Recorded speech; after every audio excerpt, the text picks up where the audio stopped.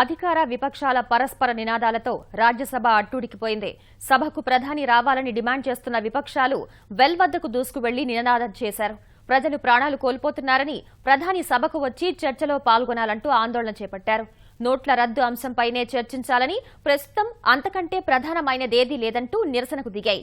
అన్ని అంశాలపై తమ ప్రభుత్వం చర్చకు సిద్ధంగా ఉందని, సభా కార్యక్రమాలు సజావుగా సాగేందుకు విపక్షాలు సహకరించాలని కేంద్ర మంత్రి వెంకయ్యనాయుడు విజ్ఞప్తి చేసినా విపక్ష సభ్యులు పట్టించుకోలేదు.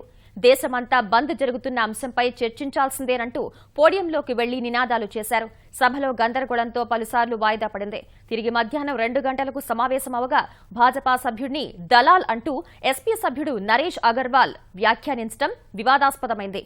భాజపా సభ్యులు ఆందోళన చేపట్టగా గందరగోళం మధ్య సభ రేపటికి వాయిదా పడింది. లోక్సభలోనూ పెద్ద నోట్ల అంశంపై విపక్షాలు ఆందోళన చేపట్టాయి. కీలకమైన ఈ అంశంపై ఓటింగ్కు అవకాశం ఉన్న నిబంధన కింద చర్చ చేపట్టాలని కొన్ని రోజులుగా సభా కార్యక్రమాలను అడ్డుకుంటున్న ప్రతిపక్ష పార్టీలు ఇవాళ కూడా పెద్ద నోట్ల రద్దుపై చర్చకు డిమాండ్ చేశాయి. పదే పదే సభా కార్యక్రమాల్ని అడ్డుకోవడం సరైంది కాదన్న స్పీకర్ విపక్షాల నిరసనల మధ్య ప్రశ్నోత్తరాల్ని కొనసాగించారు.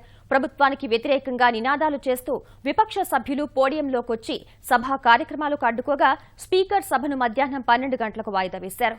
సభ తిరిగి సమావేశమయ్యాక విపక్ష నేతలంతా పెద్ద నోట్ల రద్దుపై చర్చకు డిమాండ్ చేశారు.